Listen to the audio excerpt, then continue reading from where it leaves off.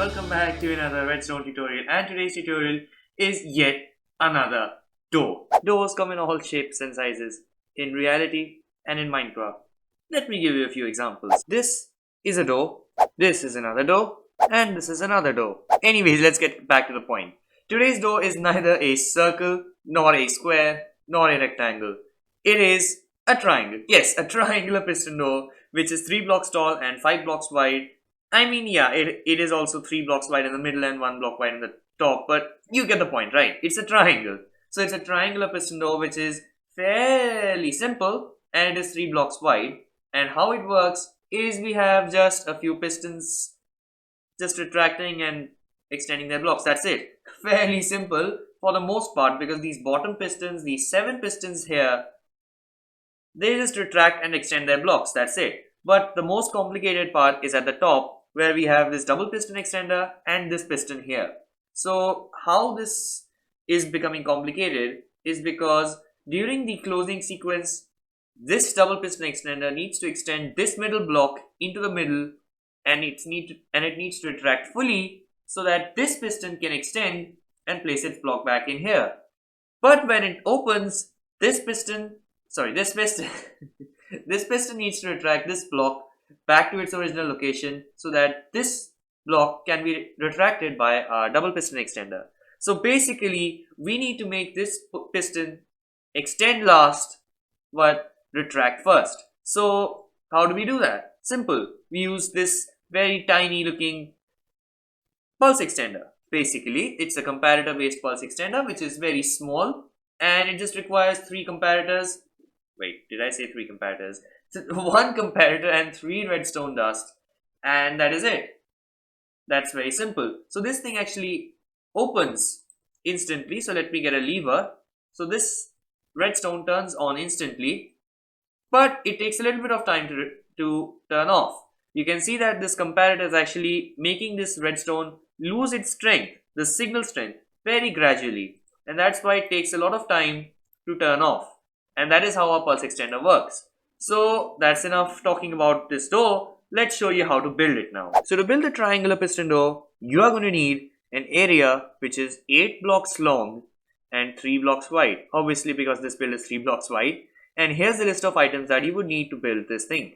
So we have 10 sticky pistons, 2 observers, 17 redstone dust, 6 redstone torches, 2 redstone repeaters, 1 redstone comparator, 6 target blocks, 6 glass, or you can use slabs. I'm going to use glass, but using slabs makes absolutely no difference. 1 lever, 12 blocks for the door itself, and any number of blocks for decoration. And obviously you would need blocks to place your redstone on. So let's begin. Begin by looking towards these front middle blocks here, and towards the right we're going to place 2 temporary blocks like this and a 3rd block above here. Now this needs to be a decoration block because we are going to build the door frame which is towards the front, like right here. So after doing this, we are going to place 2 blocks to the right and 2 blocks to the left. Then we place blocks here. These are temporary blocks. Add in some blocks on the top and the side. Remove these and then add more blocks like this diagonally. And finally finish by placing 1 more block at the top to complete this triangle. Now the inside is going to look something like this. Now what we are going to do is we are going to add another layer of these blocks here. And then we are going to add our door blocks, which we need to go all around here and like this. So now once we have finished the frame, we are going to start by building the redstone. First add in our input by adding this lever right here in the middle, where it actually doesn't matter because we can add the lever into any one of these sides. So you can add a lever there, here, or here, or here. So it really doesn't matter. Anyways, under these 5 blocks, we're going to place 5 of our blocks to place the redstone. And then we're going to place dust on top of these blocks. Next to these, we're going to add target blocks. So let's grab them quickly and place target blocks right next to this redstone. Like this. So the redstone is going to direct to these blocks. And why we need to do that is because this line needs to connect to pistons. And that's what we are going to do right now. So we are going to add some pistons. And this might be a bit difficult. So I'm going to remove these blocks right here, so that it becomes easy. So I'm going to add pistons like these facing upwards, and now we can add our blocks back in again like that. So after that we need to add in all of our other pistons. So we should complete our piston layout. Next is we need to extend these blocks, so we need to place redstone accordingly. Right. So we need to place a piston here, and we need to place a piston here. Also one here. And then finally, for this one, we need to place a double piston extender like so, which needs to face downwards. So 3 temporary blocks up, and then place the downwards facing double piston extender. So this is the entire piston layout. And now let's continue by adding more redstone. Right, to the end of this target block line, we need to add a torch, and the same on the other side as well. Place 2 blocks on top of these torches, and on these blocks we need to add another torch. So since this redstone is turned off, this torch is turned on, and this torch, that means, is going to get turned off. So whatever this redstone is, the same torch will also be that's in that state. So if it is off, this will be off. Anyways, that was an unnecessary explanation. So yeah, we need to continue by placing redstone on top of both of these torches here, like that, on the top of this. Now on the left side, we are going to place a regular block right there, and on this side we are going to place a target block, because this redstone needs to redirect towards this piston.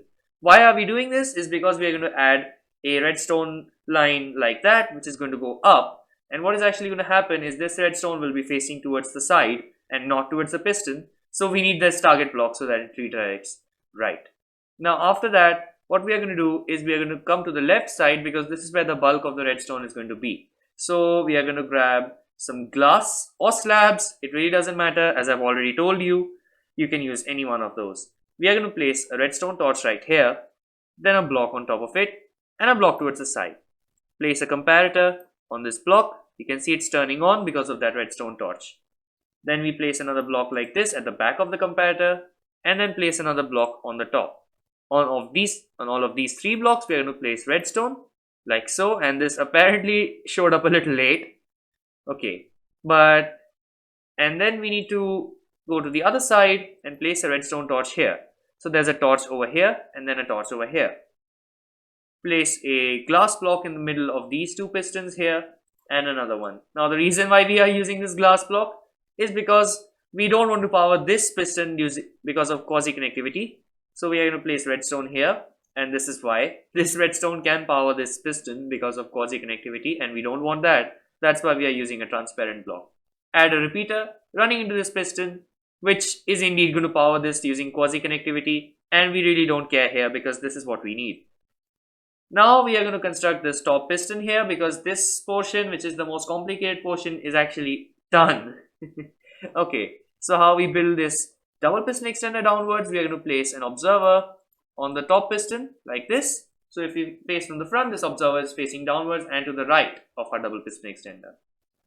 Place a repeater on 4 ticks going towards these pistons. Again, we don't need any blocks here because quasi connectivity can actually allow us to not have that block over there.